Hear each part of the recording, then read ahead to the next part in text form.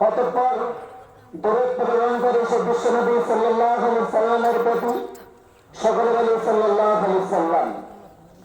অতঃপর অন্ধকার আজ আমার সম্মুখে আমার মাথার মুকুটমণি ওস্তাদ মন্ডলী এবং দূর দূরান্ত থেকে আগত মেহমানে কেরাম এবং আমার মাইকের আওয়াজ যতদূর পর্যন্ত পৌঁছাচ্ছে সকলকে আমার অন্তঃস্থল থেকে জানাই সম্মান, সাধুবাদ, শুভেচ্ছা, অভিনন্দন। বন্ধুগণ, আমরা সকলেই জানি আজ থেকে ৭১ বছর পূর্বে এই ভারতবর্ষ পরাধীন ছিল। এই ভারতবর্ষ সাম্রাজ্যবাদী ব্রিটিশের অধীনে ছিল। এই ভারতবর্ষকে স্বাধীন করেছে আলেম ওলামা। এই ভারতবর্ষের মাটিতে রক্ত ঝরিয়েছেন আলেম ওলামা। আলেম ওলামারা তারা নিজের বিবিকে বিধবা করেছেন, নিজের সন্তানকে এতিম বানিয়েছিলেন, ধন সম্পত্তি বিসর্জন দিয়েছিলেন। তারপরেও তাদের ইতিহাসের পাতায় নাম নেই কেন? মিস্টার টমসন তার জীবনীতে লিখেছেন, দিল্লির চাঁদনী চক থেকে খাইবার পর্যন্ত একটি সড়ক চলে গিয়েছে, তার দুই পাশে এমন কোনো বৃক্ষ ছিল না যে সেই বৃক্ষে আলেম ওলামার গদ্দান ঝুলেনি। তারপরে দেখা গেল ভারতবর্ষে খুব বেশি আলেম ওলামার সংখ্যা নেই। তারপরে মসজিদ মাদ্রাসাকে ভেঙে চূর্ণ বিচূর্ণ করে দিয়েছে। তার কিছুদিন পর, কয়েক বছর পর, হত্যার স্বাধীনতার পূর্বে হোসেন আহমদ মাদানী রহমতুল্লাহ আলাইহি সাম্রাজ্যবাদী ব্রিটিশের বিরুদ্ধে ফতোয়া জারি করে দিলেন, তাদের সাহায্য করা এবং তাদের অধীনে চাকরি করা হারাম। তো সাম্রাজ্যবাদী ব্রিটিশ হোসেন আহমদ মাদানী রহমতুল্লাহ আলাইহিকে হোসেন আহমদ মাদানী রহমতুল্লাহ আলাইহির এই কথা শুনে গুলি অর্ডার ঘোষণা করে দিলেন। তার কয়েকদিন পরে করাচিতে এক বিশাল বড় প্রকাশ্য সমাবেশ ডাকা হয় সাম্রাজ্যবাদী ব্রিটিশের বিরুদ্ধে। সেই সমাবেশে হিন্দু, মুসলিম, জৈন, খ্রিস্টান সমস্ত জাতি ধর্ম বর্ণ নির্বিশেষে কম বেশি কয়েক লক্ষ মানুষ সমবেত হয়েছিলেন। সকলেই জানতেন হোসেন আহমদ মাদানী রহমতুল্লাহ আলাইহি এই সমাবেশে উপস্থিত হবেন না। কিন্তু সমাবেশ শুরু হওয়ার পূর্বে দেখা গেল হোসেন আহমদ মাদানী রহমতুল্লাহ আলাইহি জানের পরোয়া না করে কাপড়ের কাপড় সঙ্গে নিয়ে কবিতা পড়তে পড়তে স্টেজে উঠলেন। নিয়ে ফিরতি হ্যাঁ গোলগোল চৌচু में बेकार गुलशन नस्की तरबियत का नाम है, हमने इसको खिताब करके नाम खेलना मुझे हम दो किसे के बनाए हुए थे।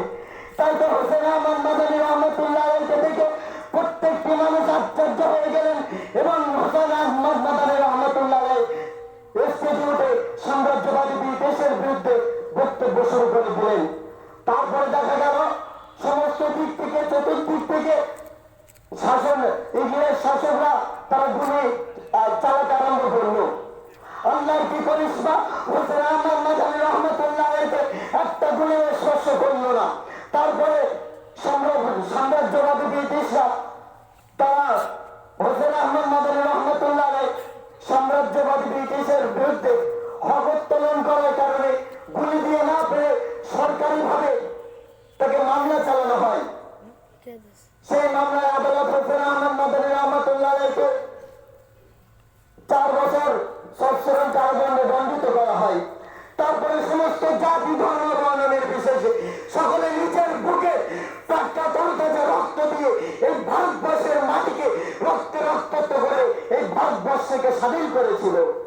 আমি সেই সমস্ত বিপ্লবীকে অন্তঃস্থল থেকে জানাই সম্মান, আর সমস্ত জাতি ধর্ম বর্ণ নির্বিশেষে সকলকে জানাই সাধুবাদ।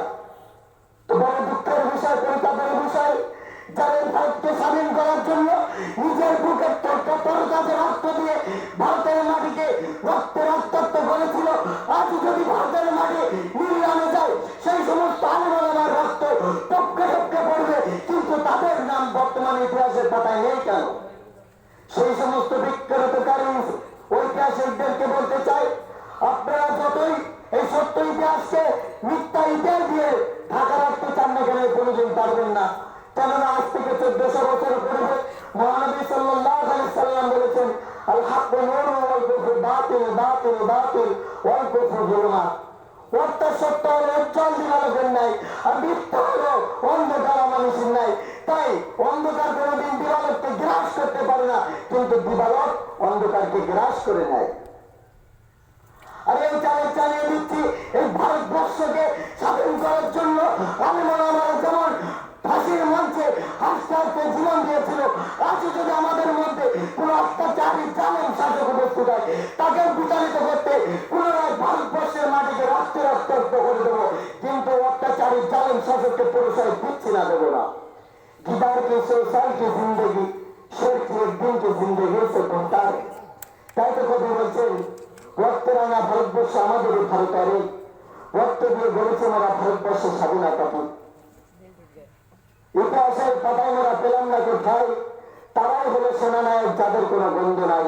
ও আখেরে দাওয়ানা আলহামদুলিল্লাহি রাব্বিল আলামিন।